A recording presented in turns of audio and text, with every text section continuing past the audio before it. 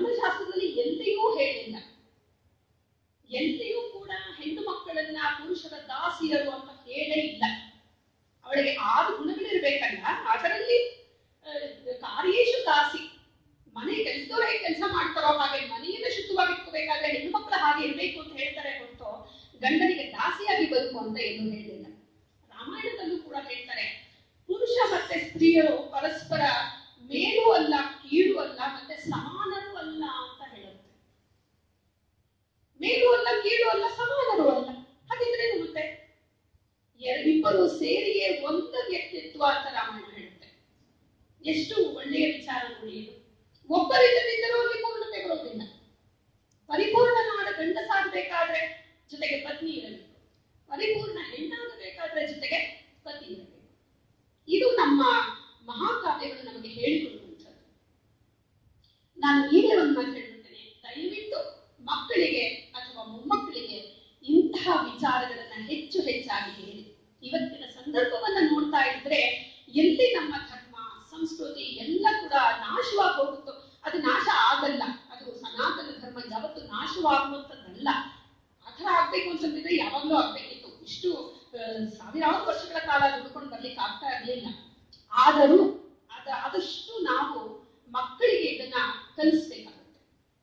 ನಾವು ಕಲಿಸ್ಲಿಲ್ಲ ನಮ್ಮ ಮಕ್ಕಳಿಗೆ ಅಂತ ಹೇಳಿದ್ರೆ ಅವರು ಕಲಿಯೋದಿಲ್ಲ. ಆ ಒಂದು ಕಾಲಘಟ್ಟಕ್ಕೆ ಇವೆಲ್ಲವೂ ಮತ್ತೆ ಹೋಗುತ್ತೆ. ರಾಮಾಯಣ ಮಹಾಭಾರತ ಇತ್ತಂತೆ ಯಾವುದೋ ಕಾಲದಲ್ಲಿ ಅನ್ನೋತರ ಒಬ್ಬ ಹುಡುಗ ಬಂದ್ಬಿಟ್ಟು ತಾಯಿ ಹೇಳ್ತಾನೆ, ಒಂದು ಹುಡುಗಿ ಬಂದು ಕೇಳ್ತಾನೆ ತಾಯಿನ, ಅಮ್ಮ ರಾಮ ಯಾಕೆ ತನ್ನ ವೈಫ್ ಸೀತೆನ 14 years ಫಾರೆಸ್ಟ್ ಕರ್ಕೊಂಡು ಹೋದ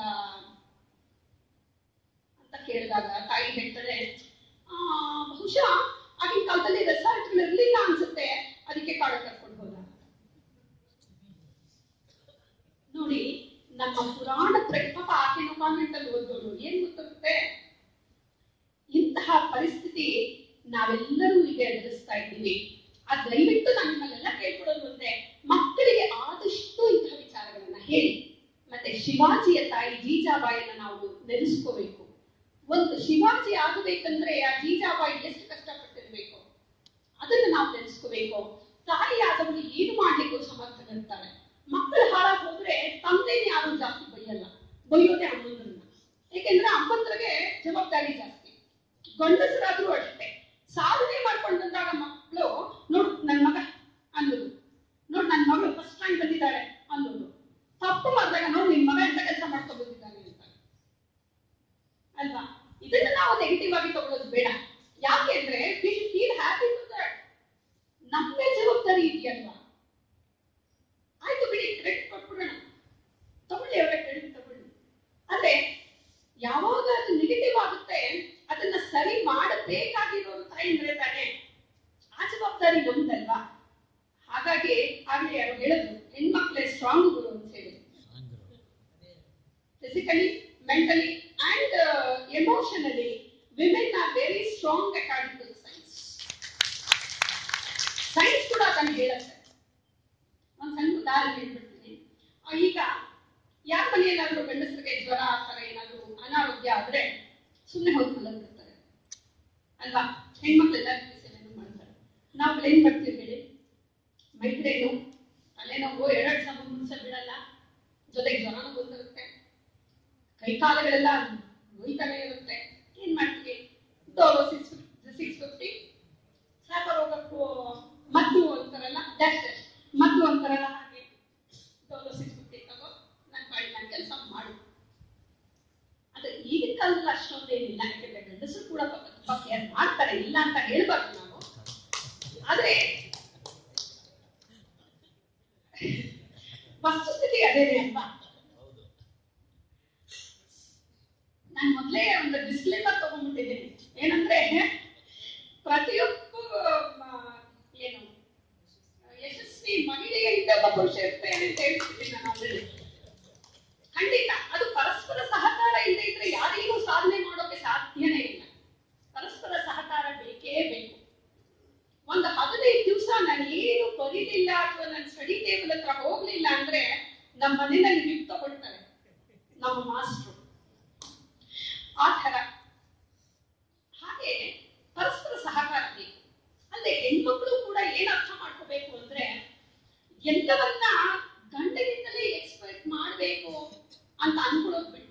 ಏನನ್ನ ಸ್ಯಾಕ್ರಿಫೈಸ್ ಮಾಡಬಹುದು ಅನ್ನೋದ್ರ ಕಡೆಗೂ ಗಮನ ಕೊಡಬೇಕು. ಸಹನೆ, ತಾಳ್ಮೆ ಅನ್ನುವುದೇ ಇವತ್ತಿನ ಮಕ್ಕಳಲ್ಲಿ ಇಲ್ಲ ಅಂತ ಇದೆ. ಅದನ್ನ ಮೊದಲಿಗೆ ನಾವು ಬೆಳೆಸುವಂತಹ ಕೆಲಸವನ್ನ ಮಾಡಬೇಕಾಗುತ್ತೆ. ಇವತ್ತಿನ ಇನ್ನು ಮಹಿಳೆಯರ ಬಗ್ಗೆ ಹೇಳೋದಾದ್ರೆ, ಸಂಪ್ರದಾಯ ಆಚರಣೆಗಳನ್ನ ಇವತ್ತಿಗೂ ಕೂಡ ಚಾಚು ತಪ್ಪದೆ ಕೆಲವು ಹೆಣ್ಣು ಮಕ್ಕಳು ಆಚರಣೆಯನ್ನ ಮಾಡ್ತಾರೆ. ಯಾಕೆಂದ್ರೆ ಅವು ಒಂದು ರೀತಿಯ ತೃಪ್ತಿಯನ್ನ ಮನಸ್ಸಿಗೆ ಕೊಡುವುದರಿಂದ ಅದನ್ನ ಅವರು ಮಾಡ್ತಾರೆ. ಎಷ್ಟೋ ಜನ PhD ಮಾಡುವ ಮೂಲಕ ದಾಸ ಸಾಹಿತ್ಯ ಸೇವೆಯನ್ನ ಮಾಡ್ತಾ ಇದ್ದಾರೆ. ಇಲ್ಲಿಯೂ ಕೂಡ ಅವರೆಲ್ಲ ಇರೋದು ನನಗೆ ಬಹಳ ಸಂತೋಷ ಆಗುತ್ತೆ. ಕೆಲವರಂತೂ ನಾನು ಆಗ್ಲೇ ಹೇಳಿದ್ರು, ಇಬ್ಬರಿಗೆ PhD ಆಗಿದೆ ಅಂತ. ಅದರಲ್ಲಿ ಒಬ್ಬರಿಗೆ 73 ವರ್ಷ, ಇನ್ನೊಬ್ಬರಿಗೆ ನನ್ನ ತಾಯಿಯ ವಯಸ್ಸು. ಅವರ ಉತ್ಸಾಹವನ್ನ ನೋಡ್ತಾ ಪ್ರಭಾವತಿ ಮೇಡಮ್ಗಂತೂ ನಾನು ಹೇಳ್ಬಿಡ್ತಿದ್ದೆ, ನೀವು ಬರ್ಲೇಬೇಡಿ ಮೇಡಮ್ ನಮ್ಮ ಮನೆಗೆ, ನಾನೇ ನಿಮ್ಮ ಮನೆಗೆ ಬರ್ತೀನಿ ಅಂತ. ಎಷ್ಟು ಅವರಿಗೆ ಆಗ್ತಿರ್ಲಿಲ್ಲ ಕೈಯಲ್ಲಿ ಅಂದ್ರೆ, ಪಾಪ ಕೋದೂರ್ಕೊಂಡು ಬರೋರು.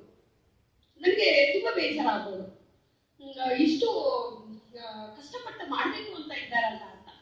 ಆ ತರ ಸ್ಟೂಡೆಂಟ್ಸ್ ಸಿಕ್ಬಿಟ್ರೆ ಯಾವ್ದಾದ್ರೂ ಟೀಚರು ನೆಮ್ಮದಿಯಾಗಿರಕ್ಕಾಗತ್ತಾ ಹೇಳಿ? ನಾವೇ ಅರ್ಧ ಕೆಲಸ ಮಾಡ್ಬೇಕಾಗುತ್ತೆ. ಅಂದ್ರೆ ಪಾಪ ನನಗೆ ಇಬ್ರು ಕೂಡ ತೊಂದರೆ ಕೊಡ್ಲಿಲ್ಲ. ಅವರಿಗೆ ಎಷ್ಟು ಸಲ ಹೇಳಿದ್ರು ಒಂದು ಚೂರು ಬೇಜಾರು ಮಾಡ್ಕೊಳ್ಳದೆ 10 ಸಲ ಬಸ್ಸಿದ್ರು ಬರೆಯೋರು. ಅದು ನನಗೆ ಬಹಳ ಖುಷಿ ಕೊಡ್ತದೆ. ಅದು ಆ ವಯಸ್ಸಿನಲ್ಲಿ ಅವ್ರ ಉದ್ದೇಶ ಏನು? ಡಿಗ್ರಿ ಹಾಕಬೇಕು, ಡಾಕ್ಟರ್ ಹಾಕಬೇಕು ಅಲ್ಲ, ಏನಾದರೂ ಒಂದು ಸಾಧನೆಯನ್ನ ಮಾಡಬೇಕು ಅನ್ನುವ ಒಂದು ಹಂಬಲವನ್ನ ನಾವು ಹೊಂದಿದ್ರು. ಇವತ್ತಿನಂತೂ ಹೆಣ್ಣು ಮಕ್ಕಳಿಗೆ ತುಂಬಾನೇ ಎಕ್ಸ್ಪೋಜರ್ ಇದೆ, ಸೋಷಿಯಲ್ ಮೀಡಿಯಾಗಳಿದ್ದಾವೆ. ಹಾಗಾಗಿ ಹಲವಾರು ವಿಚಾರಗಳು ಅವ್ರಿಗೆ ಗೊತ್ತಾಗ್ತಾ ಇರುತ್ತೆ. ಮತ್ತೆ ಸಾಹಿತ್ಯವನ್ನ ರಚನೆ ಮಾಡುವಂತಹ ಹೆಣ್ಣು ಮಕ್ಕಳು ಇವತ್ತಿಗೂ ಇದ್ದಾರೆ. ಅಲ್ಲದೆ ಭಜನಾ ಮಂಡಳಿಗಳ ಮೂಲಕ ಎಷ್ಟೋ ಜನ ಮಹಿಳೆಯರು ದಾಸ ಸಾಹಿತ್ಯದ ಪೋಷಣೆಯನ್ನ ಮಾಡ್ತಾ ಇದ್ದಾರೆ. ಇವತ್ತು ದಾಸ ಸಾಹಿತ್ಯ ಏನಾದ್ರೂ ಉಳ್ಕೊಂಡಿದೆ ಅಂತ ಆದ್ರೆ ಅದು ಭಜನಾ ಮಂಡಳಿಗಳಿಂದ. ಭಜನಾ ಮಂಡಳಿಗಳು ಇರಲಿಲ್ಲ ಅಂತಿದ್ರೆ ಈ ಹಾಡುಗಳೇ ಎಷ್ಟೋ ಜನಕ್ಕೆ ಗೊತ್ತಾಗ್ತಾ ಇರಲಿಲ್ಲ. ಯಾವುದೇ ಸಂಗೀತ ಕಚೇರಿ ಆದರೂ ದಾಸರ ಪದ ಎಲ್ಲೇ ಮುಕ್ತಾಯ ಆಗಲ್ಲ. ಅಷ್ಟರ ಮಟ್ಟಿಗೆ ದಾಸ ಸಾಹಿತ್ಯ ಜನರ ಮನಸ್ಸಿನಲ್ಲಿ ಹಾಸೋಕಾಗೋಗ್ಬಿಟ್ಟಿದೆ. ಹಾಗೆ ಇಂತಹ ಅನೇಕ ಮಹಿಳಾ ಹರಿದಾಸರು ಹಿಂದೆ ಇದ್ರು, ಈಗಲೂ ಇದ್ದಾರೆ, ಮುಂದೇನೂ ಇರ್ತಾರೆ. ಆದ್ರೆ ಅಂತಹವರನ್ನ ನಾವು ಬೆಳೆಸಬೇಕಾದ್ದು, ಅಂತಹವರನ್ನ ಮೇಲೆ ತರಬೇಕಾದ್ದು ನಮ್ಮೆಲ್ಲರ ಕರ್ತವ್ಯ ಆಗುತ್ತೆ. ಇಷ್ಟು ಹೇಳಿ ಇಲ್ಲಿವರೆಗೂ ನನ್ನ ಮಾತನ್ನ ತಾಳ್ಮೆಯಿಂದ ಕೇಳಿಸ್ಕೊಂಡ ನಿಮ್ಮೆಲ್ಲರಿಗೂ ವಂದಿಸ್ತಾ ನನ್ನ ಮಾತುಗಳನ್ನ ಮುಗಿಸ್ತೇನೆ. ಏನಾದರೂ ವ್ಯತಿರಿಕ್ತವಾಗಿ ಹೇಳಿದ್ರೆ ಕ್ಷಮಿಸಿ. ಧನ್ಯವಾದ.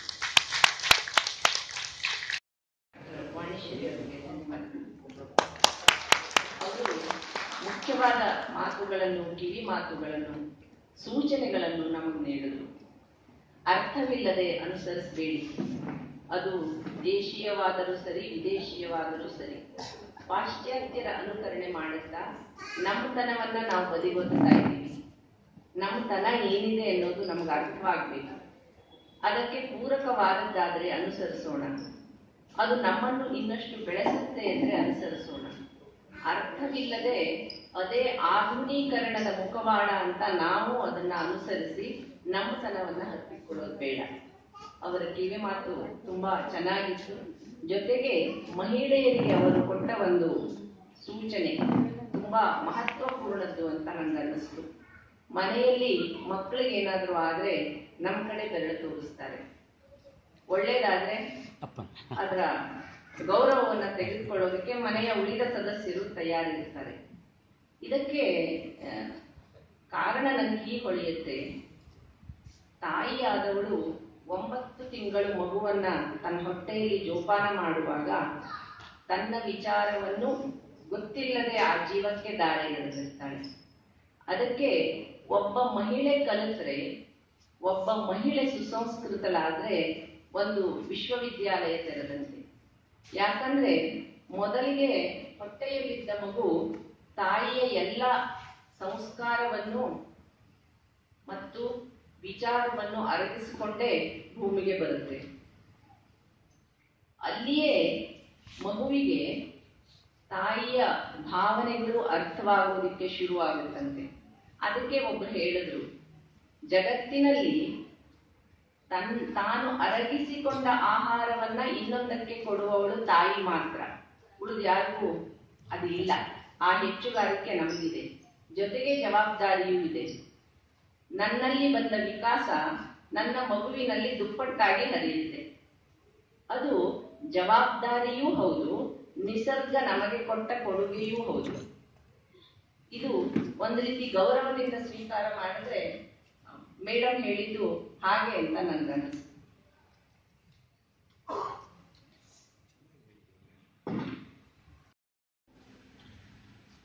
ಎಲ್ಲರಿಗೂ ನಮಸ್ಕಾರ. ಡಾಕ್ಟರ್ BM ವಾಣಿಶ್ರೀ ಅವರ ಪರಿಚಯ ಮಾಡಿಕೊಡುವಂತ ಸುಯೋಗ ನನಗೆ ಒದಗಿರೋದು ನಿಜವಾಗ್ಲೂ ನನಗೆ ತುಂಬಾ ಸಂತೋಷ. ಯಾಕೆ ಅಂತಂದ್ರೆ ಅವರು ನನ್ನ PhD ಕೆಲಸದಲ್ಲಿ, ಸಂಶೋಧನೆಯ ಕೆಲಸದಲ್ಲಿ ನನಗೆ ಕೈಗೆ ಕೈ ಜೋಡಿಸ್ಕೊಂಡು ಕೆಲಸ ಮಾಡಿದ್ದಾರೆ. ಅಷ್ಟು ನನಗೆ ಬೆಂಬಲವನ್ನ ಕೊಟ್ಟಿದ್ದಾರೆ. ಡಾಕ್ಟರ್ BM ವಾಣಿಶ್ರೀ ಅವರು MA PhD ಪದವೀಧರೆಯಾಗಿದ್ದು ಕನ್ನಡ ವಿಶ್ವವಿದ್ಯಾನಿಲಯ ಹಂಪಿ ಇದರ ಆಶ್ರಯದಲ್ಲಿ ಕನ್ನಡ ಮಹಿಳಾ ಹರಿದಾಸರು ಒಂದು ಅಧ್ಯಯನ ಎಂಬ ವಿಷಯದಲ್ಲಿ ಡಾಕ್ಟರೇಟ್ ಅನ್ನು ಪಡೆದಿರುತ್ತಾರೆ. ಇವರು MES ವಾಣಿಜ್ಯ ಮತ್ತು ವಿಜ್ಞಾನ ಕಾಲೇಜ್ ಮಲ್ಲೇಶ್ವರಂ ಬೆಂಗಳೂರು ಇಲ್ಲಿ ಪ್ರಾಧ್ಯಾಪಕರಾಗಿ ಸೇವೆ ಸಲ್ಲಿಸ್ತಾ ಇದ್ದಾರೆ.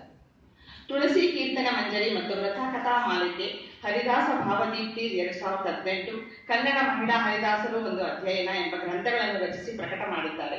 ಇದರೊಂದಿಗೆ 17/11/2018 ಪಲಿಮಾರು ಮಠ ಉಡುಪಿಯಲ್ಲಿ ವಿಜಯಾಮೃತ ಎಂಬ ಕೃತಿಯನ್ನು ಕೂಡ ಬಿಡುಗಡೆ ಮಾಡಿದ್ದಾರೆ. ರಾಷ್ಟ್ರೀಯ ವೇದ ವಿಜ್ಞಾನ ಸಂಸ್ಥೆಯಲ್ಲಿ ಹರಿದಾಸ ಸಾಹಿತ್ಯ ವಿಭಾಗದಲ್ಲಿ ಅನುಮೋದಿತ ಮಾರ್ಗದರ್ಶಕರಾಗಿ 4 ವಿದ್ಯಾರ್ಥಿಗಳಿಗೆ ಮಾರ್ಗದರ್ಶನ ಮಾಡಿದ್ದು, ಅದರಲ್ಲಿ ಶ್ರೀಮತಿ ಪ್ರಭಾವತಿ ಎಂಬುವವರಿಗೆ 2022ರಲ್ಲಿ ಹಾಗೂ ಶೋಭಾ ದೇಶಪಾಂಡೆ ಎಂಬುವವರಿಗೆ 2023ರಲ್ಲಿ PhD ಪದವಿ ನೀಡಲಾಗಿದೆ. ಶ್ರೀಮತಿ ಕೌಸಲ್ಯ ಹಾಗೂ ಶ್ರೀ AC ಕುಮಾರ್ ಎಂಬುವವರ PhD ಅಧ್ಯಯನ ಇವರ ಮಾರ್ಗದರ್ಶನದಲ್ಲಿ ನಡೆಯುತ್ತಾರೆ. ಇದರೊಂದಿಗೆ ರಾಷ್ಟ್ರೀಯ ವೇದ ವಿಜ್ಞಾನ ಸಂಸ್ಥೆಯ ವಿದ್ಯಾರ್ಥಿಗಳಾದ ಶ್ರೀಮತಿ ಪ್ರಮಿಳಾ ಡಿ, ಶ್ರೀಮತಿ ಪ್ರತಿಭಾ ಕುಲಕರ್ಣಿ, ಶ್ರೀಮತಿ ಶಾಂತಾ ನಾಗರಾಜ್, ಶ್ರೀಮತಿ ಪೂರ್ಣಿಮಾ ಇವರುಗಳ MPhil ಮತ್ತು PhD ಪ್ರಬಂಧಗಳ ಮೌಲ್ಯಮಾಪನ ಕಾರ್ಯವನ್ನು ಸಹ ಮಾಡಿರುತ್ತಾರೆ. ಇದುವರೆಗೂ ಇವರ ಸೇವೆಗೆ ಶ್ರೀ ಶ್ರೀನಿವಾಸಾನುಗ್ರಹ, ಶ್ರೀ ಮಧ್ಯ ವಿಜಯ, ಪ್ರಣವಶ್ರೀ ಎಂಬ ಪ್ರಶಸ್ತಿಗಳು ಸಹ ಸಂದಿವೆ. ಇದಿಷ್ಟು ಇವರ ವೈಯಕ್ತಿಕ ವಿಷಯಗಳಾದರೆ, ನನ್ನೊಂದಿಗೆ ಇವರದ್ದು ಭಾವನಾತ್ಮಕ ಸಂಬಂಧ ಇದೆ. ಅವರು ಕಾಲೇಜಲ್ಲಿ ಇರ್ಲಿ, ಯಾವಾಗ ನಾನು ಮೆಸೇಜ್ ಮಾಡಿದ್ರು ತಕ್ಷಣ ರಿಪ್ಲೈ ಮಾಡ್ತಾರೆ. ಆಯ್ತು, ಇಷ್ಟೊತ್ತಿಗೆ ಮೀಟ್ ಮಾಡೋಣ, ಇಷ್ಟೊತ್ತಿಗೆ ಫೋನ್ ಮಾಡಿ ಅಂತ ಹೇಳಿ ನನಗೆ ಸಾಕಷ್ಟು ಪುಸ್ತಕಗಳನ್ನ ಒದಗಿಸಿದ್ದಾರೆ ನನ್ನ ಸಂಶೋಧನೆ ಕೆಲಸಕ್ಕೆ. ಮತ್ತೆ ಮಹಿಳಾ ಹರಿದಾಸರುಗಳ ಬಗ್ಗೆ ಅಧ್ಯಯನ ಮಾಡಿರೋದು ತುಂಬಾ ಕಡಿಮೆ ಜನ, ಬೆರಳೆಣಿಸುವಷ್ಟು ಜನ ಅಂತ ಹೇಳ್ಬೋದು ನಮ್ಮ ಇದರಲ್ಲಿ. ಇವರು ಮಾಡಿರೋದು ಕನ್ನಡ ಮಹಿಳಾ ಹರಿದಾಸರು ಒಂದು ಅಧ್ಯಯನ, ಮತ್ತು ಶ್ರೀಮತಿ ಶಾಂತಾ ನಾಗರಾಜ್ ಅವರು ಮಾಡಿರುವ ಶ್ರೀಮತಿ ಅಂಬಾಬಾಯಿ ಅವರ ಬಗ್ಗೆ ಅಧ್ಯಯನ. ಇವೆರಡು ನನಗೆ ಒಂಥರ ಎನ್ಸೈಕ್ಲೋಪೀಡಿಯಾ ತರ ನನ್ನ ಸಂಶೋಧನೆಗೆ ತುಂಬಾ ನೆರವಾಗಿದೆ. ಅದಕ್ಕೆ ನಾನು ಒಂದು ಕೃತಜ್ಞತಾ ಪೂರ್ವಕ ವಂದನೆಗಳನ್ನು ಮೇಡಮ್ಗೆ ಸಲ್ಲಿಸ್ತಾ ಅವರ ಉಪನ್ಯಾಸಕ್ಕೆ ರಂಗ ಮಾಡಿಕೊಡ್ತೀನಿ. ಅವರ ಉಪನ್ಯಾಸದ ವಿಷಯ ಹರಿದಾಸ ಸಾಹಿತ್ಯದ ಬೆಳವಣಿಗೆಯಲ್ಲಿ ಮಹಿಳಾ ಹರಿದಾಸರ ಪಾತ್ರ. ಇಲ್ಲಿಯ ಕಾರ್ಯಕ್ರಮಗಳು ತುಂಬಾ ಚೆನ್ನಾಗಿ ನಡೀತಾ ಇವೆ, ಎಲ್ಲರಿಗೂ ಅವಕಾಶ ಒದಗಿಸ್ಕೊಡ್ತಾ ಇದೆ.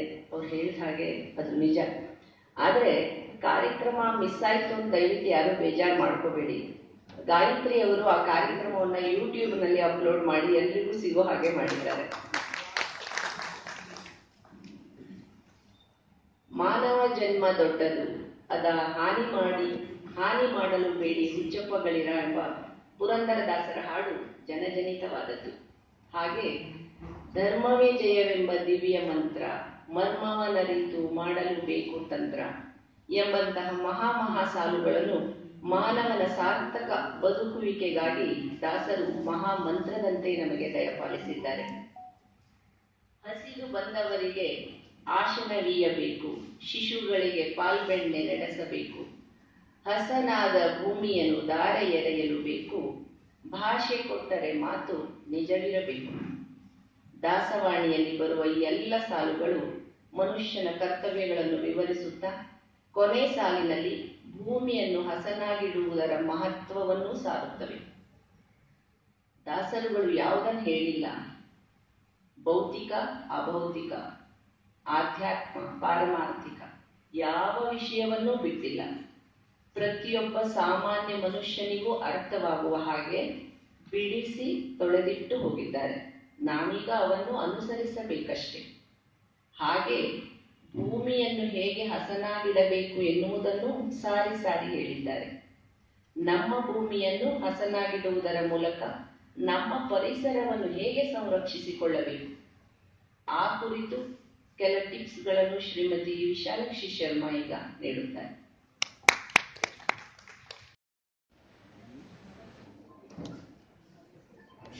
ಎಲ್ರಿಗೂ ನಮಸ್ಕಾರ.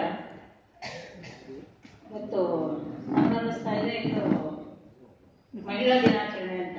ವೇದಿಕೆ ಮೇಲೆ ಜಾಸ್ತಿ ಮಹಿಳೆಯರ ಕಾರ್ಯಕ್ರಮ ಇರೋದ್ರಿಂದ ಮಹಿಳಾ ದಿನಾಚರಣೆ ತರ ಕಾಣಿಸ್ತಾ ಇದೆ. ಹಾಗೆ ಇನ್ನೊಂದು ಮಹಿಳೆಯರ ವಿಶೇಷ ಅಂದ್ರೆ ಈ ಜಗತ್ತಿಗೆ ಕೃಷಿಯನ್ನ ಪರಿಚಯ ಮಾಡಿಸಿದ್ದು ಮಹಿಳೆನೇ. ಅದಕ್ಕೊಂದು ಸಣ್ಣ ಕಥೆ ತರ ಮಾಡಿ ಹೇಳ್ತೀನಿ ನಾನು. 4 ನಿಮಿಷ. ಈ ಭೂಮಿ ಉಗಮ ಆಗಿ ಎಷ್ಟೋ ಕೋಟಿ ವರ್ಷ ಆಯ್ತು. ಆ ಕೋಟಿ ವರ್ಷದಲ್ಲಿ ಜೀವಜಂತು ಭೂಮಿ ಮೇಲೆ ಬಂದು ಕೋಟ್ಯಂತರ ವರ್ಷನೇ ಆಯ್ತು. ಆದ್ರೆ ಮನುಷ್ಯ ಬಂದಿದ್ ಮಾತ್ರ ಒಂದು 40,000 ವರ್ಷ ಅಂತ ನಾವು ಅಂದಾಜು ಮಾಡ್ಕೊಳ್ಳೋಣ. ಅಷ್ಟೇ ಅಲ್ಲ, ಇನ್ನೂ ಹೆಚ್ಚಿದೆ. 40,000 ವರ್ಷದಲ್ಲಿ ನಾವು 36,000 ವರ್ಷ ಕಾಡಿನಲ್ಲೇ ಕಳೆದಿದ್ದೀವಿ. ಕಾಡಿನಲ್ಲಿ ಏನ್ ಸಿಗುತ್ತೋ ಬೇರು, ಬಗಟೆ, ಗಡ್ಡೆ ಗೆಣಸು, ಪ್ರಾಣಿಗಳು, ಜಲಚರಗಳು, ಅವೇ ನಮ್ಮ ಆಹಾರಗಳು. ಅವನ್ನೇ ತಿಂದು ಬದುಕಿದ್ದೀವಿ. ಆದ್ರೆ ವಂಶ ಮುಂದುವರಿಬೇಕು ಅಂದ್ರೆ ತಾಯಿ ಜೊತೆ ಮಗು ಇರ್ಬೇಕು. ಆ ಮಗುವಿನ ಕರ್ಕೊಂಡು ತಾಯಿ ದೂರ ಹೋಗೋಕ್ಕಾಗಲ್ಲ. ಅವಾಗ ಮಹಿಳೆ ಎಲ್ಲರೂ ಒಂದ್ ಕಡೆ ಇರ್ಬೇಕಾಗ್ಬಂತು. ಹಾಗೆ ಇರ್ಬೇಕಾದಾಗ ಅವಳು ಅಲ್ಲೇ ಕೊಟ್ಟು ಗುಡಿಸಲು ಮಾಡ್ಕೊಂಡು ಮಕ್ಕಳಿಗೆ ತನಗೆ ಏನಾದ್ರು ಗಂಡಸರು ಹೊರ ಹೋಗ್ಬಿಡ್ತಾ ಇದ್ರು. ಆಹಾರಕ್ಕೋ ಇನ್ನೇನಕ್ಕೋ ಬೇಟೆ ಆಡೋದಕ್ಕೋ ಅಂತ ಹೊರಗಡೆ ಹೋಗ್ತಾ ಇತ್ತು. ನಿಶ್ಚಿತವಾದ ಆಹಾರ ಇರ್ತಿರ್ಲಿಲ್ಲ. ಏನ್ ಸಿಗುತ್ತೋ ಅದನ್ನ ತಿಂದ್ಕೊಂಡು ಸಿಕ್ಕಿದ ಬೀಜಗಳನ್ನ ಅಲ್ಲಲ್ಲೇ ಬಿತ್ಕೊಂಡು ಮತ್ತೆ ಬೆಳೆದು, ಮತ್ತೆ ಬೀಜಗಳನ್ನ ಉಳಿಸಿದ್ದು, ಮತ್ತೆ ಬೆಳೆದು ಅದನ್ನ ಬಿತ್ತಿ, ಹೀಗೆ ಇದು ನಿರಂತರವಾಗಿ ನಡೆದು ಕೃಷಿಯನ್ನ ಮೊದಲು ಪರಿಚಯ ಮಾಡಿಸಿದ್ದು ಮಹಿಳೆನೇ ಜಗತ್ತಿಗೆ. ಆಮೇಲೆ ಅದಕ್ಕೆ ಜೊತೆಗೆ ಸೇರ್ಕೊಂಡವರು ವ್ಯಾಪಾರ ವಹಿವಾಟು ಕೃಷಿಯಲ್ಲಿ ಬಂದಿರೋ ಸಾಮಾನುಗಳಿಗೆ ಮಾಡಿರೋದು ಗಂಡಸರು ಬಂದು, ಆಮೇಲೆ ಮಹನೀಯರು ಬಂದರು ಮಹಿಳೆಯ ಜೊತೆಯಾಗಿ. ಹೀಗೆ ಆಗ್ತಾ ಆಮೇಲೆ ಒಂದು ಸುಸ್ಥಿರ ಬದುಕು ಅಂತ ಮಾಡ್ಬೇಕು ಅಂತ ವಲಸೆ ಇನ್ನೂ ಆಗೋದಿಲ್ಲ ಅಂತ ಮುಂದುವರ್ಕೊಂಡು ಹೋಯ್ತು. ಮುಂದುವರ್ಕೊಂಡು 4,000 ವರ್ಷದ ಈಚೆ ಹಳ್ಳಿಗಳು ಕಟ್ಟಿದ್ರು, ಮನೆಗಳು ಕಟ್ಟಿಕೊಂಡ್ರು, ವಸತಿ ಆಯ್ತು, ಅಭಿವೃದ್ಧಿ ಅಂತ ಆಗ್ತಾ ಹೋಯ್ತು. ಹಾಗೆ ಅಭಿವೃದ್ಧಿ ಆಗ್ತಾ ಆಗ್ತಾ ಏನೆಲ್ಲ ಅನಾಹುತಗಳಾಯ್ತು ಅಂದ್ರೆ, ಒಂದು 400 ವರ್ಷದ ಹಿಂದೆ ಕಾಲಿಗೆ ಚಪ್ಪಲಿ ಬಂತು ಅಂತ ಇಟ್ಕೊಳ್ಳೋಣ. ಮೊದಲನೇ ನಮ್ಗೆ ಇಲ್ಲಿರೋ ಎಲ್ರಿಗೂ ಗೊತ್ತಿರ್ಬೋದು, ಮೊದಲನೇ ಚಪ್ಪಲಿ ಸಂತೋಷ ನಾವು ಎಷ್ಟೋ ಅನ್ವಯಿಸಿದ್ವಿ, ನಮ್ಗೆಲ್ಲ ಗೊತ್ತು. ನಮ್ಮ ಮಕ್ಕಳಿಗೆ ಗೊತ್ತಿಲ್ಲ, ಯಾಕಂದ್ರೆ ಅವ್ರು ಪುಟ್ಟವರಿಂದ ಅವೆಲ್ಲ ಚಪ್ಪಲಿ ಕೊಡಿಸ್ಬಿಟ್ಟಿದೀವಿ. ಅದನ್ನ ನಮಗ್ ನೆನಪಿದೆ, ನಾವು ಮೊದಲು ಚಪ್ಪಲಿ ಹಾಕ್ತಿದ್ದೆ ಯಾವಾಗ ಅಂತ. ಆ ಮೊದಲನೇ ಚಪ್ಪಲಿ ತಗೊಂಡಾಗಿರೋ ಖುಷಿ ನಮ್ಗೆ ಆಮೇಲೆ 2 ಬಂದಿರ್ಬೋದು, 10 ಬಂದಿರ್ಬೋದು, 20 ಬಂದಿರೋದು, ಯಾವಾಗ್ಲೂ ಆ ಸಂತೋಷ ಖಂಡಿತ ಸಿಕ್ತಿಲ್ಲ. ಆ ಖುಷಿ ಈಗಿನ ಜನ್ಮದವರು ಅವರು ಅದನ್ನು ಅನ್ವಯಿಸಿಲ್ಲ. ಆಮೇಲೆ ಹಾಗೆ 40 ವರ್ಷದ ಈಚೆ ಎಷ್ಟು ಬೆಳೀತು ಅಂದ್ರೆ, ನಮ್ಮ ಇದು 40,000 ವರ್ಷಗಳಲ್ಲಿ ಆಗದೆ ಇರುವಷ್ಟು ಅನಾಹುತನ, ಭೂಮಿಯನ್ನ ದೋಚೋದನ್ನ, ಅದು ನೆಲದ ಆಳದೊಳಗಿಂದಾಗಿರ್ಲಿ, ಪಾತಾಳದಲ್ಲಾಗಿರ್ಲಿ, ಇಡೀ ಭೂಮಿ ಮೇಲಿಂದ ಆಗಿರ್ಲಿ, ನಾವು ಎಷ್ಟು ದೋಚಿದೀವಿ. ಮನುಷ್ಯ ಅನ್ನೋ ಪ್ರಾಣಿ ಅಂದ್ರೆ 40,000 ವರ್ಷದಿಂದ ಈಚೆ ಬಂದಿರೋ ಮನುಷ್ಯ 40 ವರ್ಷದಲ್ಲಿ ಅಷ್ಟು ಅನಾಹುತ ಮಾಡಿಟ್ಬಿಟ್ಟಿದ್ದಾನೆ. ನಮ್ಮ ಮುಂದಿನ ಪೀಳಿಗೆಯವರು ನಾವು ಇದನ್ನ ಇಲ್ಲಿ ನಿಲ್ಲಿಸ್ತಾ ಇದ್ರೆ, ಈ ದೋಚೋದನ್ನ, ಮುಂದಿನ ಪೀಳಿಗೆಯವರು ಖಂಡಿತ ನಮ್ಮನ್ನು ಕ್ಷಮಿಸೋದಿಲ್ಲ. ಇವಾಗ ಅವ್ರು ನಾವು ಎಚ್ಚೆತ್ಕೊಳ್ಳೋಣ. ಕೆಲವೊಂದು ನಮ್ಮ ಹ್ಯಾಬಿಟ್ಗಳನ್ನ ಖಂಡಿತ ನಾವು ಬದಲಾಯಿಸ್ಕೊಳ್ಳೋಕೆ ಸಾಧ್ಯ ಇದೆ. ಒಂದು ಹೊತ್ತು ಕಾಫಿ ಒಂಚೂರು ಕಮ್ಮಿ ಕುಡಿಬಹುದು, ಸಕ್ಕರೆ ತಿನ್ನೋದು ಕಮ್ಮಿ ಮಾಡಬಹುದು. ಎಷ್ಟೋ ವಿಷಯಗಳು ನಾವು ಒಬ್ಬೊಬ್ರು ಪ್ರತಿಯೊಬ್ಬರು ಕೆಲವೊಂದು ಅಭ್ಯಾಸಗಳನ್ನ ಕಡಿಮೆ ಮಾಡ್ಕೊಳ್ಳೋಕೆ ಖಂಡಿತ ಸಾಧ್ಯ ಇದೆ. ನಮ್ಮ ಜೀವನದ ರೀತಿ ಬದಲಾಯಿಸ್ಕೊಳ್ಳೋದಕ್ಕೆ ಒಬ್ಬೊಬ್ಬರದ್ದು ಒಂದು ಸ್ವಲ್ಪ ಬದಲಾವಣೆ ಕೂಡ ಜಗತ್ತಿಗೆ ದೊಡ್ಡ ಕೊಡುಗೆ ಆಗುತ್ತೆ. ಮುಂದಿನ ಪೀಳಿಗೆಯವರು ನಮ್ಮನ್ನ ನೆನೆಸ್ಕೊಳ್ಳಬೇಕು ಅಂದ್ರೆ ನಾವು ಒಂದು ಸ್ವಲ್ಪ ಅದ್ರ ಬದಲಾಗಲೇಬೇಕು. ಇವತ್ತೇ ನಿರ್ಣಯ ಮಾಡಬೇಕು. ಇದಷ್ಟೇ ನನ್ನ ಕೋರಿಕೆ. ನಮಸ್ಕಾರ. ಅವ್ರು ಹೇಳಿದ ಹಾಗೆ ಭೂಮಿಯ ಅವನತಿ ಹೇಗಾಗ್ತಾ ಇದೆ ಅನ್ನೋದನ್ನು ನಾವು ಹೇಳುವಾಗ ಒಂದು ವಿಷಾದ ನಮ್ಮಲ್ಲೂ ಮೂಡುತ್ತೆ. ಆಗ ನನಗೆ ಕವಿ ಗಜಾನ್ ಶರ್ಮಾ ಅವರು ಬರೆದ ಒಂದು ಹಾಡು ನೆನಪಾಯಿತು. ಅವ್ರಿಗೆ ಒಂದಿನ ಕನಸು ಬಿತ್ತಂತೆ, ಮುಂದಿನ ಪೀಳಿಗೆಯ ಮಗು ಬಂದು ಅವ್ರ ಹತ್ರ ಕೇಳ್ತಾ ಇದೆಯಂತೆ, ನಮ್ಮ ಭೂಮಿ ನಮಗೆ ಕೊಡಿ, ನಮ್ಮದಲ್ಲ ಇದು ಬೇಡ ಬಿಡಿ. ದೇವರು ಒಂದು ಭೂಮಿಯನ್ನ ಕೊಟ್ಟಿದ್ದಾನೆ ಅಂತ ನಮ್ಗೆ ಹೇಳಿ ಕಳಿಸಿದ್ರು. ನಾವು ಬಂದು ನಿಮ್ಮ ಹತ್ರ ಕೇಳ್ತಾ ಇದ್ದೀವಿ, ದೇವರು ಕೊಟ್ಟ ಆ ಭೂಮಿಯನ್ನ ನಮಗೆ ಕೊಡಿ. ಆದ್ರೆ ದೇವರು ವರ್ಣಿಸಿದ ಹಾಗೆ ಈ ಭೂಮಿ ಇಲ್ವಲ್ಲ, ಬೇಡ ಬಿಡಿ ನಮ್ಗೆ. ಈಗ ನಾವೇನು ಉತ್ತರ ಕೊಡಬೇಕು ಮುಂದಿನ ಪೀಳಿಗೆಗೆ? ವಿಶಾಲಾಕ್ಷಿ ಶರ್ಮಾ ಅವರು ಹೇಳ್ತಿದ್ದಾಗ ನನಗದು ಅವರ ಕವನ ಮತ್ತು ಆ ಕವನದ ಮುಂದಿನ ಸಾಲಿನಲ್ಲಿ ಬಂದಂತಹ ಅಪಾಯ, ದುರಂತ ಮುಂದೆ ಬರೋದು ಅವೆಲ್ಲ ವಿವರಿಸಿದ್ದು ನೆನಪಾಯಿತು. ಒಂದು ತುಂಬಾ ಇಷ್ಟ ಆಯ್ತು ಅವ್ರು ಹೇಳಿದ್ದು, ಪ್ರಕೃತಿ ಪುರುಷ ಹೇಗೆ ಅವಲಂಬಿತರಾಗಿ ಮುಂದುವರಿಸ್ಕೊಂಡು ಹೋಗ್ತಾರೆ. ಆದರೆ ಇವತ್ತು ಮಹಿಳಾ ದಿನಾಚರಣೆ ಹಾಗೆ ಕಾಣಿಸ್ತಾ ಇದೆ. ಅವ್ರ ಮಾತಲ್ಲಿ ಒಂದು ವ್ಯಕ್ತವಾಯಿತು, ಹೆಣ್ಮಕ್ಳೇ ಸ್ಟ್ರಾಂಗ್ ಗುರು ಅಲ್ವಾ? ಯಾಕಂದ್ರೆ ಅಡಿಗೆಯನ್ನ ಪ್ರಾರಂಭ ಮಾಡಿದೋಳು ಮಹಿಳೆ, ಕೃಷಿಯನ್ನ ಪ್ರಾರಂಭ ಮಾಡಿದೋಳು ಮಹಿಳೆ, ಎಲ್ಲದರಲ್ಲೂ ಪ್ರಥಮವಾಗಿ ನಿಂತು ಕುಟುಂಬದ ವಿಷಯ ಬಂದಾಗ ಬೆನ್ನಿಗೆ ನಿಂತು ಕಾಯುವವಳು ಮಹಿಳೆ, ಮುಂದೆ ಯಜಮಾನನಾಗಿ ನಿಲ್ಲುವವ ಪುರುಷ. ಆದ್ರೆ ಪ್ರಕೃತಿ ಪುರುಷ ಹೀಗೆ ಅವಲಂಬಿತರಾಗಿ ಮುಂದೆ ಹೋದ್ರೆ ಭೂಮಿಯೂ ಹಸನು, ಸಂಸಾರವೂ ಹಸನು, ಕುಟುಂಬವೂ ಹಸನು. ಈಗ ನಾವೆಲ್ಲ ಎದುರು ನೋಡುತ್ತಿದ್ದ ಮುಖ್ಯ ಘಟ್ಟಕ್ಕೆ ಬಂದಿದೆ. ಹರಿದಾಸ ಸಾಹಿತ್ಯ ಕೊಟ್ಟ ಕೊಡುಗೆ ಅನುಪಮವಾದದ್ದು. ಶ್ರೀಪಾದರಾಜರು ತಮ್ಮ ಪೂಜಾ ಕಾಲದಲ್ಲಿ ವಿದ್ಯುಕ್ತವಾದ ಪೂಜೆಗಳು ಆದ ಬಳಿಕ ಭಗವಂತನಲ್ಲಿ ತಮ್ಮ ಭಕ್ತಿಯನ್ನು ನಿವೇದಿಸಿಕೊಳ್ಳುವ ಸಲುವಾಗಿ ಕನ್ನಡದ ಕೀರ್ತನೆಗಳನ್ನು ರಚಿಸಿ ಅವನ್ನು ದೇವರಿಗೆ ಸಮರ್ಪಿಸಲು ಪ್ರಾರಂಭ ಮಾಡಿದರು. ಆ ಕಾಲಕ್ಕೆ ಅದೊಂದು ದೊಡ್ಡ ಪರಿವರ್ತನೆಯನ್ನ ತಂತು. ಪರಿಶುದ್ಧವಾದ ಈ ಹರಿಭಕ್ತಿಯ ಭಾವಾವೇಶವೇ ಕನ್ನಡದ ಹರಿದಾಸ ಸಾಹಿತ್ಯದ ರಚನೆಗೆ ನಾಂದಿಯಾಯಿತು. ಹಾಗೆ ಪ್ರಾರಂಭಗೊಂಡ ದಾಸ ಸಾಹಿತ್ಯ ಈಗ ವಿಪುಲವಾಗಿ ಬೆಳೆದಿದೆ. ಇದಕ್ಕೆ ಆಯಾ ಕಾಲಕ್ಕೆ ಬಂದು ಸೇರಿದವರು ಶ್ರೀ ವ್ಯಾಸರಾಯರು, ಪುರಂದರದಾಸರು, ಕನಕದಾಸರು, ವಾದಿರಾಜರು, ವಿಜಯದಾಸರಂತಹ ಮಹಾನುಭಾವರುಗಳು. ಇದರಲ್ಲಿ ಮಹಿಳೆಯರೇ ಬಿದ್ದಿಲ್ಲ. ಅವರು ಸಹ ಪಾಮರರಿಗೂ ಅರ್ಥವಾಗುವಂತೆ ಪಾರಮಾರ್ಥಿಕ ವಿಚಾರಗಳನ್ನು ತಮ್ಮ ಸಾಹಿತ್ಯದಲ್ಲಿ ನಾನಾ ಬಗೆಯಲ್ಲಿ ಕೆತ್ತಿ ಕಡೆದಿಟ್ಟಿದ್ದಾರೆ. ಆದರೆ ಆ ಕುರಿತಾಗಿ ಆಳವಾದ ಅಧ್ಯಯನ ಮತ್ತು ಅದರೆಡೆಗೆ ಗಮನ ಹರಿಸುವಿಕೆ ಇನ್ನೂ ಆಗಬೇಕಿದೆ. ಆ ನಿಟ್ಟಿನಲ್ಲಿ ಇಂದಿನ ಈ ಕಾರ್ಯಕ್ರಮ ಹರಿದಾಸ ಸಾಹಿತ್ಯದ ಬೆಳವಣಿಗೆಯಲ್ಲಿ ಮಹಿಳಾ ಹರಿದಾಸರ ಪಾತ್ರ ಮತ್ತು ಅವರ ಕೃತಿಗಳ, ಅವರ ಆತ್ಮಾವಲೋಕನದ ಕೃತಿಗಳ ಗಾಯನ ಎಂಬ ನವೀನ ಕಾರ್ಯಕ್ರಮ ಇವತ್ತು ನಮ್ಮೆದುರಿದೆ. ಇದು ಅದಕ್ಕೆ ಒಂದು ವಿಶಿಷ್ಟವಾದ ಕಾರ್ಯಕ್ರಮವಾಗಿದೆ. ತಾವು PhDಗಾಗಿ ಆಯ್ದುಕೊಂಡ ವಿಷಯವನ್ನ ಹೀಗೆ ಗಾಯನದ ಮೂಲಕ ಪ್ರಸ್ತುತಪಡಿಸಬೇಕೆಂಬ ಶ್ರೀಮತಿ ಪೂರ್ಣಿಮಾ ವೇಣುಗೋಪಾಲ್ ಅವರ ಈ ಕಲ್ಪನೆ ವಿನೂತನವಾದದ್ದು. ಅವರ ಈ ಪ್ರಯತ್ನಕ್ಕೆ ಕರತಾಡನದ ಮೂಲಕ ನಮ್ಮ ಪ್ರೋತ್ಸಾಹ. ಈ ಕಾರ್ಯಕ್ರಮವನ್ನ ಪ್ರಾರ್ಥನೆಯೊಂದಿಗೆ ಶುಭಾರಂಭ ಮಾಡೋಣ. ಶ್ರೀಮತಿ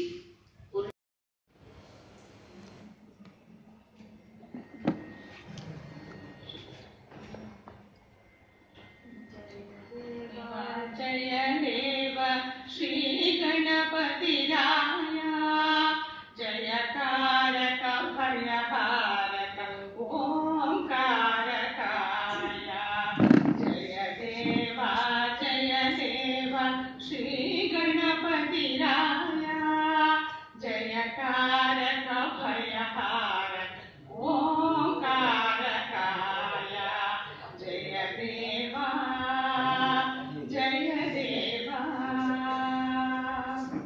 ಜಗದಂಬೆಯ ಮೈ ಮಣ್ಣಲಿ ಮೂಡಿದ ಮೂರುತಿಯೇ, ಮೃಗಧರ ನೋಡಿದ ಮಾಡಿದ ಬೇರೆಯ ಕೃತಿಯೇ. ಜಗದಂಬೆಯ ಮೈ ಮಣ್ಣಲಿ ಮೂಡಿದ ಮೂರುತಿಯೇ, ಮೃಗಧರ ನೋಡಿದ ಮಾಡಿದ ಬೇರೆಯ ಕೃತಿಯೇ. ಚಿಗುರಾಗಿದೆ ನಾಲಿಗೆಯಲ್ಲಿ ದಿನ ಶ್ರುತಿಯೇ, ಹಗಲಾಯಿತು ನೆನಪೆ ಸುಳ್ಳಾಯಿತು ಮೃತಿಯೇ. ಜಯ ದೇವ ಶ್ರೀ ಗಣ ಗಣಪತಿ ರಾಯ ಜಯಕಾರಕ ಭಯಹಾರಕ ಓಂಕಾರಕಾಯ ಜಯ ದೇವ ಜಯ ದೇವ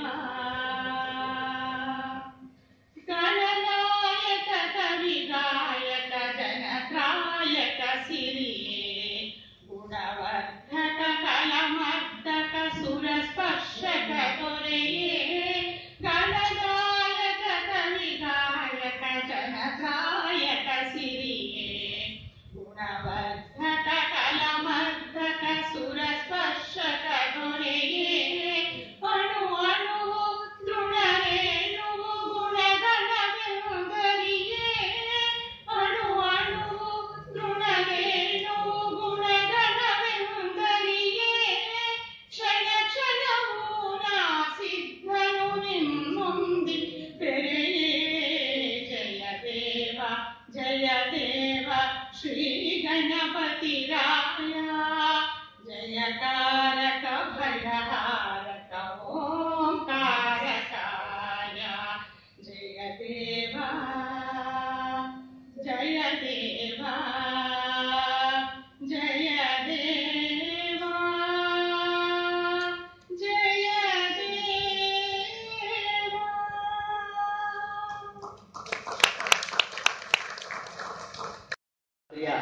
ಹಾರ್ದಿಕ ಶುಭಾಶಯಗಳು. ನಮ್ಮ ಪ್ರಾಸ್ತಾವಿಕ ಭಾಷಣದಲ್ಲಿ ನಮ್ಮ ಈ ಸಂಘವನ್ನು ನಾವು ಪ್ರಾರಂಭ ಮಾಡಿದ ಕಟ್ಟಡ ಪ್ರಾರಂಭ ಮಾಡಿದಾಗಲೇ ನಮ್ಮ ಅದಿತಿ ರಾಜ್ ಅಂತ ಹೇಳಿ ಫೈನಾನ್ಸ್ ಡೈರೆಕ್ಟರ್ ಇದ್ದರು. ಅವರು ತುಂಬ ಚೆನ್ನಾಗಿ ಬೆಳೀಲಿ, ಇದು ಚೆನ್ನಾಗಿ ಆಡಲಿ ಅನ್ನೋ ಒಂದು ಆಶೆಯನ್ನು ವ್ಯಕ್ತಪಡಿಸಿ ಅವತ್ತು ನಮಗೆಲ್ಲರೂ ಹಾರೈಸಿದರು. ಅದೇ ರೀತಿಯಾಗಿ ನಮ್ಮಲ್ಲಿ ಒಳ್ಳೆಯ ಸಂಘದ ಕಾರ್ಯಕ್ರಮಗಳು ಅಂತಂದರೆ ಕೇವಲ ಸಂಘಕ್ಕೆ ಸೀಮಿತವಾಗಿ ನಡ್ಕೊಂಡು ಹೋಗೋದು, ಬರೀ ನಮ್ಮ DA ಬಂತು ಇದೇನು ಬಂತು ಅಷ್ಟೇ ಆಗ್ತಾ ಇದ್ದರೆ ಚೆನ್ನಾಗಿಲ್ಲ. ನಮ್ಮ ಬರೀ ಫೈನಾನ್ಷಿಯಲ್ ನಾವು ಅಕೌಂಟ್ಸ್ ಆಫೀಸರ್ಸ್ಗಳು ಬರೀ ಅಷ್ಟಕ್ಕೆ ಸೀಮಿತ ಆಗಿಬಿಟ್ರೆ ನಮಗಾಗಲ್ಲ. ಇದು ಸಂಗೀತ ಸಾಹಿತ್ಯ ವಿಹೀನ ಪಶು ಸಮಾನ ಅಂತಾರೆ. ಬರೀ ನಾವು ದುಡ್ಡು ಅದು ಅಷ್ಟನ್ನೇ ನೋಡ್ಕೊಂಡಿದ್ರೆ ಆಗಲ್ಲ. ಒಂದು ಒಳ್ಳೆಯ ಒಂದು ವಾತಾವರಣ, ಸಂಸ್ಕೃತಿ, ಸಾಹಿತ್ಯಗಳು ಬೆಳಿಬೇಕು ಅನ್ನೋ ಒಂದು ದೃಷ್ಟಿನಲ್ಲಿ ಇದನ್ನ ಶ್ರೀ ವಿಶ್ವೇಶ್ವರ ಗಾಯತ್ರಿ ಅವರ ಒಂದು ಸಂಚಲನದಲ್ಲಿ ಸಿಕ್ಕಾಗ ಒಂದು ಒಳ್ಳೆ ದೊಡ್ಡ ರೂಪ ಆಯ್ತು ಇದು.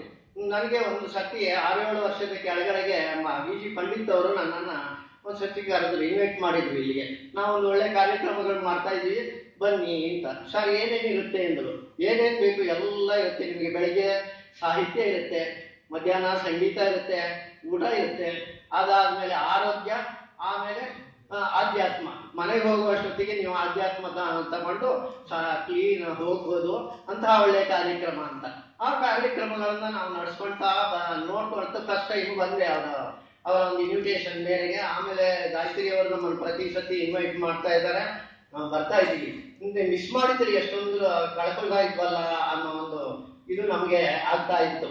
ಆವಾಗ ನಾನು ಫಸ್ಟ್ ಟೈಮ್ ಇಲ್ಲಿಗೆ ಬಂದಾಗ ಮೇಲ್ಗಡೆಗೆ ನಮ್ಮ ಇವ್ರದ್ದು ಬರ್ದಿದಾರಲ್ಲ ನರಸಿಂಹ, ಇವರು ದೇವರು ನರಸಿಂಹಶಾಸ್ತ್ರಿಗಳದ್ದು ಒಂದು ಪರಿಚಯ ಇತ್ತು.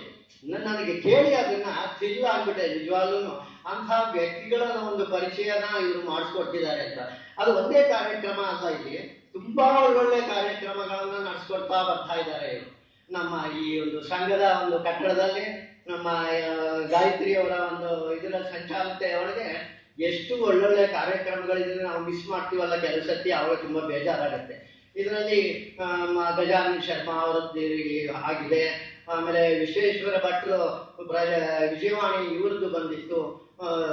ಇವರು ಭೂಪತಿ, ಸುಂದರಾ ಭೂಪತಿ, ಆಮೇಲೆ ಡಾಕ್ಟರ್ಗಳಂತೂ ಸಂಜೆ ಎಷ್ಟೆಷ್ಟು ಒಳ್ಳೊಳ್ಳೆಯ ಕಾರ್ಯಕ್ರಮಗಳನ್ನ ನಾವು 6-7 ವರ್ಷಗಳಿಂದ ನಡ್ಸ್ಕೊಂಡು ಬರ್ತಾನೇ ಇದ್ದಾರೆ. ಅದಕ್ಕೆ ಯಾವುದಿಲ್ಲ. ಮಧ್ಯದಲ್ಲಿ ಒಂದ್ಸತಿ ಕೋವಿಡ್ ಸಂದರ್ಭದಲ್ಲಿ ಸ್ವಲ್ಪ ಬ್ರೇಕ್ ಆಗಿ ಬಿಟ್ರೆ ಇನ್ನು ಉಳಿದಂತೆ ತುಂಬಾ ಚೆನ್ನಾಗಿ ಈ ಕಾರ್ಯಕ್ರಮಗಳನ್ನ ನಡ್ಕೊಂಡು ಬರ್ತಾ ಇದೆ. ಇದು ನಮ್ಮ ಎಲ್ಲರಿಗೂ ಒಂದು ಸ್ಫೂರ್ತಿ ಕೊಡುವಂತಹದ್ದು. ಇದು ನಮ್ಮಲ್ಲಿರುವ ಸಂಸ್ಕೃತಿ ಸಾಹಿತ್ಯಗಳನ್ನ ಹೆಚ್ಚಿಸೋದಕ್ಕೆ ಯಾರೇ ಆಗಲಿ ಇದನ್ನ ಉಪಯೋಗಿಸ್ಕೋಬಹುದು ಅಂತ ಹೇಳ್ತಾ ಇದ್ದಾರೆ. ನಮ್ಮ ಸಂಘದ ಯಾವುದೇ ಇವ್ರ ಸಂಚಾಲಕರನ್ನಾಗಲಿ ನಾವು ಭೇಟಿ ಮಾಡಿದಾಗ ಸಂಗೀತ, ಸಾಹಿತ್ಯ, ಸಂಸ್ಕೃತಿ ಬಗ್ಗೆ ಮತ್ತೆ ನಾಟ್ಯ ಇದ್ರ ಯಾವುದ್ರದ್ದು ಬಗ್ಗೆನೇ ನಮ್ಮಲ್ಲಿ ಇರೋರ್ಗೂ ಇರ್ಬೋದು, ಅವರ ಸಂಬಂಧಿಕರು ಇರ್ಬೋದು, ಯಾರೇ ಇರ್ಬೋದು, ಅಂಥವರು ಇದನ್ನ ಉಪಯೋಗಿಸ್ಕೊಂಡು ಈ ಕಾರ್ಯಕ್ರಮಗಳನ್ನ ಯಶಸ್ಸುಗೊಳಿಸ್ಬೇಕು ಅಂತ ಹೀಗೆ ಹಿಂದೆ ಎದೆ ತುಂಬಿ ಹಾಡುವೇನು ಅಂತ ಹೇಳಿ ಒಂದು ಕಾರ್ಯಕ್ರಮ ಮಾಡಿದ್ರು. ಅದರಲ್ಲಿ ತುಂಬಾ ಜನ ಬೆಳಕಿಗೆ ಬಂದ್ರು. ಅದೇ ಕಂಬ ಇಲ್ಲಿ ನಾವು ಮನ ತುಂಬಿ ಕೇಳುವೇನು ಅಂತ ಹೇಳಿ ಎಲ್ಲಾರು ಬಂದು ಒಳ್ಳೊಳ್ಳೆ ಶ್ರೋತೃಗಳಿದ್ದಾರೆ. ಇಲ್ಲಿ ಬರುವಂತ ಶ್ರೋತೃಗಳಿದಾರಲ್ಲ, ಎಲ್ಲರೂ ವಿದ್ವತ್ತಿರುವಂತಹ ಶ್ರೋತೃಗಳೇ ಬರ್ತಾ ಇರ್ತಾರೆ. ಇಲ್ಲಿ ನಮ್ಗೆ ಬಹಳಷ್ಟು ಸತಿ ಯೋಚನೆ ಆಗ್ತದೆ, ಎಷ್ಟು ಅಲ್ಪ ಸಂಖ್ಯೆ ಅಂತ ಅನ್ಬೋದು, ಆದ್ರೆ ಅದು ಕ್ವಾಲಿಟಿ ಜನಗಳು ಬರ್ತಾರೆ ಇಲ್ಲಿಗೆ. ಅಂತಹ ಒಂದು ಇದ್ರ ಮಧ್ಯೆ ನಾವು ಇರ್ತೀವಿ ಅನ್ನೋದೇ ಒಂದು ಸಂತೋಷದ ಹೆಮ್ಮೆಯ ಒಂದು ವಿಷಯ. ಈ ಒಂದು ಸಂಘದ ಕಾರ್ಯಕ್ರಮಗಳು ಈ ರೀತಿಯಾಗಿ ನಡ್ಕೊಂಡು ಹೋಗ್ತಾ ಇರೋದಕ್ಕೆ ತುಂಬಾ ಇದಾಗತ್ತೆ. ಎಷ್ಟೊಂದು ಜನಗಳು ಬಂದ್ರು ಅಂದ್ರೆ ಹೋದ ಸೇರಿ ನರಸಿಂಹ ಭಟ್ರು ಅಂತ ಹೇಳಿ ಅವ್ರದ್ದು ಒಂದು ಸಂಗೀತ ಇತ್ತು. ನಿಮ್ಮ ವೀರಪ್ಪನವರು ಫೋನ್ ಮಾಡಿ ಹೇಳಿದ್ರು, ಸರ್ ನೀವು ಮಿಸ್ ಮಾಡ್ಬಿಟ್ರಿ, ಅವ್ರದ್ದು ಬಹಳ ಚೆನ್ನಾಗಿತ್ತು, ನೀವು ಮಿಸ್ ಮಾಡ್ಬಿಟ್ರಿ ಅಂತ. ಅವಾಗ ನಿಜವಾಗ್ಲೂ ಬೇಜಾರಾಯ್ತು. ಹಾಗೆ ಹೌದು, ಮಿಸ್ ಮಾಡಿದ್ರು ಬೇಜಾರಾಗುವಂತಹ ಒಂದು ಕಾರ್ಯಕ್ರಮಗಳು ಇಲ್ಲಿ ನಡ್ಕೊಂಡು ಬರ್ತಾ ಇದೆ. ಈ ಸತಿ ನಮ್ಮನ್ನೆಲ್ಲ ದಾಸನ ಮಾಡಿಕೋ ಎಲ್ಲ ಅಂತ ಹೇಳಿ ನಮ್ಮನ್ನೆಲ್ಲ ದಾಸರನ್ನ ಮಾಡ್ತಾ ಇದ್ದಾರೆ. ನಮ್ಮ ತುಂಬಾ ವಿಶ್ವಾಸನೀಯ ಸ್ನೇಹಿತೆ ಆದಂತಹ ಪೂರ್ಣಿಮಾ ಅವರು ಈ ವೇದಿಕೆಗೆ ಕೂತ್ಕೊಳ್ಳೋದು ನೋಡ್ಬೇಕು ಅನ್ನೋದು ನನಗೆ ಬಹಳ ಅಭಿಮಾನ ಪೂರ್ವಕವಾದ್ದು. ಅಂತಹ ಒಂದು ಸಂದರ್ಭನ ಈಗ ಬಂದಿದೆ. ಅವರು ಈ ಕಾರ್ಯಕ್ರಮನ ಅಜ್ಜಿ ಮೊಮ್ಮಗಳು ಸೇರಿ ನಡೆಸ್ಕೊಡ್ತಾರೆ. ಹಾಗೆ ಮೇಡಮ್ ಅವರು ಇದ್ದಾರೆ. ಹಾಗೆ ಇಂಥ ಕಾರ್ಯಕ್ರಮಗಳು ನಡೀತಾ ಇರೋದೇ ಈ ಒಂದು ಇದಕ್ಕೆ ಶೋಭೆ. ಹಾಗೆ ನಮ್ಮ ಇವತ್ತಿನ ಅಧ್ಯಕ್ಷರಾದಂತಹ ನಮ್ಮ ಇವ್ರನ್ನ ನೋಡಿದೆ, ಕೇಳಿದೆ, ಅವ್ರದ್ರ ಒಂದು 2 ನಿಮಿಷ ಮಾತಾಡಿದಾಗ ಅನ್ನಿಸ್ತು ಅವರು ಎಷ್ಟೋ ಕಾರ್ಯಕ್ರಮಗಳನ್ನ ನಡೆಸ್ತಾ ಇದ್ದಾರೆ. ಇಂತಿಂತ ಪ್ರತಿಭಾನ್ವಿತರಿಗೆ ಒಂದು ಅವಕಾಶ ಕೊಡ್ತಾ ಇದೆ, ಅದು ಸಿಗ್ತಾ ಇದೆ ಅಂದ ಈ ಪರಂಪರೆಯನ್ನ ಹೆಚ್ಚಾಗಿ ನಡೆಸ್ಕೊಂಡು ಹೋಗಿ ಉಳಿಸ್ಕೊಂಡು ಹೋಗ್ಲಿ ಅನ್ನೋದನ್ನ ನಾನು ಹೇಳಿ 2 ಮಾತು.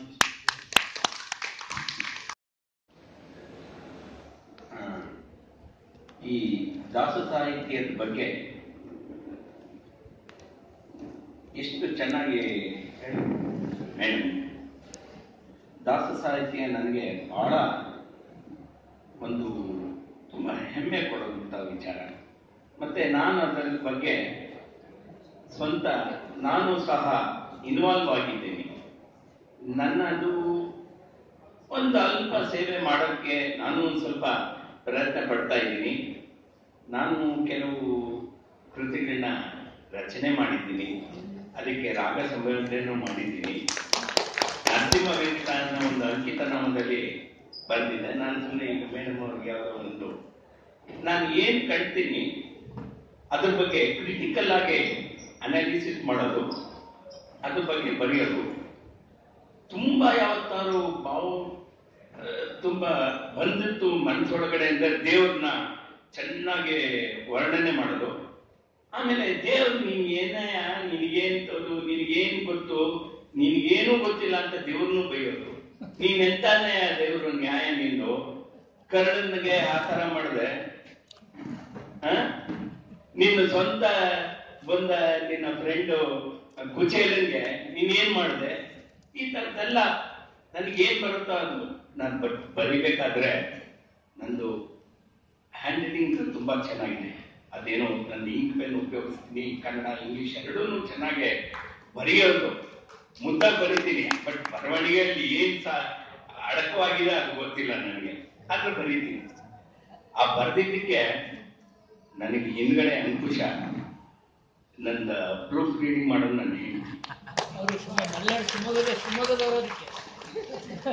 ನೋಡಿ, ಶಿವಮೊಗ್ಗದವರು ಬಹಳ ಅಲ್ಲೊಂದು ಇಲ್ಲಿ ಯಾರೋ ಕೆಲವರು ತುಂಬಾ ಜನ ಶಿವಮೊಗ್ಗದವ್ರು ಸೇರ್ಕೊಂಡ್ಬಿಟ್ಟಿದ್ದಾರೆ. ನಾನು ಏನಾದ್ರು ಶಿವಮೊಗ್ಗದವ್ರನ್ನ ಬೈಯಕ್ ಹೋದ್ರೆ ಬೀಳ್ತದೆ ನನ್ಗೊಂದು 4 ಕಜಾಯ. ಗಂಗಾ ಸ್ನಾನಂ ತುಂಗಪ್ಪ ನಿಮ್ಮನ್ನಂಗೆ ತುಂಗದವರು ಕರೆಕ್ಷನ್ ಮಾಡ್ತಾರೆ. ಬೇರೆ ಪಾನಗಿನ ಇಲ್ಲೇ ಸಾಕು. ನನಗೆ ಸಾಹಿತ್ಯದ ಬಗ್ಗೆ ಮಾತಾಡ್ಬೇಕು ಅಂದ್ರೆ ಕಾದಷ್ಟು ಮಾತಾಡ್ಬಿಡ್ತೀನಿ. ಆದ್ರೆ ಸಮಯ ಸಂದರ್ಭ ನೋಡಿಕೊಂಡು ಇದು ಮಾಡ್ಬೇಕು. ಆದ್ರೆ ನಾನು ಎಲ್ಲೇ ಹೋದ್ರು ನನ್ಗೊಂದು ಅವಕಾಶ ಕೇಳ್ತೀನಿ. ನಾನೊಂದು ದಾಸ ಸಾಹಿತ್ಯದ ಒಂದು ಹಾಡು ಹೇಳ್ಬೇಕು ಅಂತ ನಾನೊಂದು ಇಚ್ಛೆ ಪಡ್ತೀನಿ. ತಾವು ಏನಾರು ಅದಕ್ಕೆ ಅವಕಾಶ ಮಾಡಿಕೊಟ್ರೆ ಸರಿ. ಆಮೇಲೆ ಯಾವುದೇ ದೇವಸ್ಥಾನಕ್ಕೆ ಹೋಗ್ಲಿ, ಯಾವುದೇ ಫಂಕ್ಷನ್ಗೆ ಹೋಗ್ಲಿ, ನಾನು ಪ್ರೋಗ್ರಾಮ್ಸ್ ಕೊಡ್ತೀನಿ. ನಾನು ಸಂಗೀತ ಕಲ್ತಿಲ್ಲ, ಬಟ್ ಆದರೂ ನನ್ನ ಜೊತೆ ಬಾರ್ಸೋರು ಬರ್ತಾರಲ್ಲ, ಅದ್ಭುತವಾದಂತ ಕಲಾವಿದರು. ಕೀಬೋರ್ಡು, ತಬಲಾ, ರಿದಮ್ ಪ್ಯಾಡು, ಕೊಳಲು, ಏನ್ರಿ ನೀವು ಇಷ್ಟೊಂದೆಲ್ಲ ಆಡ್ತೀರಾ ಅಂತ ಅವರು ನನ್ನ ಸಾಹಿತ್ಯ ನನ್ನ ಶ್ರುತಿನ ಮೆತ್ತಿಗೆ ಅಡ್ಜಸ್ಟ್ ಮಾಡ್ಬಿಟ್ಟು ಹೊಡೆದ್ಬಿಡ್ತಾರೆ.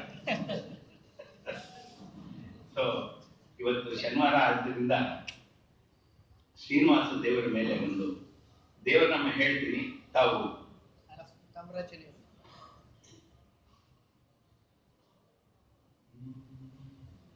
ವಾರಿ ಜಲಯ ಪತೆ ವಾರಿ ಜನಾಭನೆ ವಾರಿಜ ಭವ ಪಿತ ವಾರಿಜ ನೇತ್ರನೆ ವಾರಿಜ ಮಿತ್ರ ಅಪಾರ ಪ್ರಭಾರನೆ ವಾರಿಜ ಜಾಂಡವ ಕಾರಣ ದೊರೆಯೇ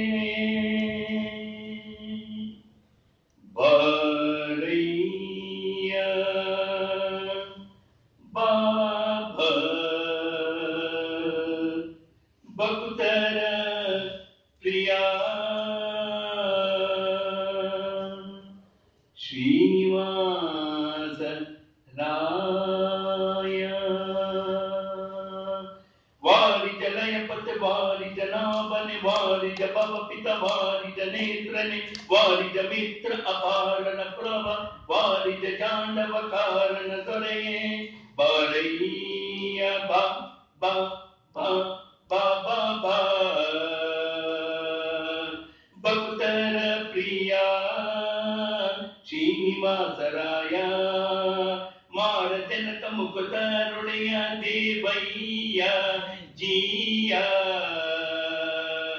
ಬಾರಯ್ಯ ಬಾಬಾ ಬಾಬಾ ಬಾಬಾ ಬಾಬಾ ಬಾ ಭಕ್ತರ ಪ್ರಿಯ ಶ್ರೀನಿವಾಸರಾಯ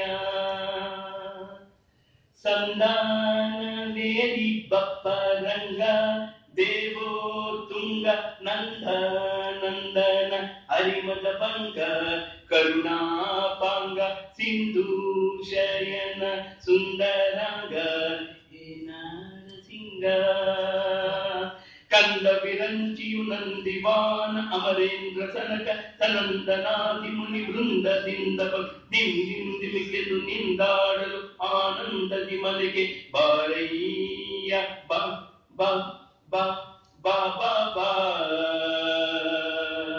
ಭಕ್ತರ ಪ್ರಿಯ ಶ್ರೀನಿವಾಸರಾಯ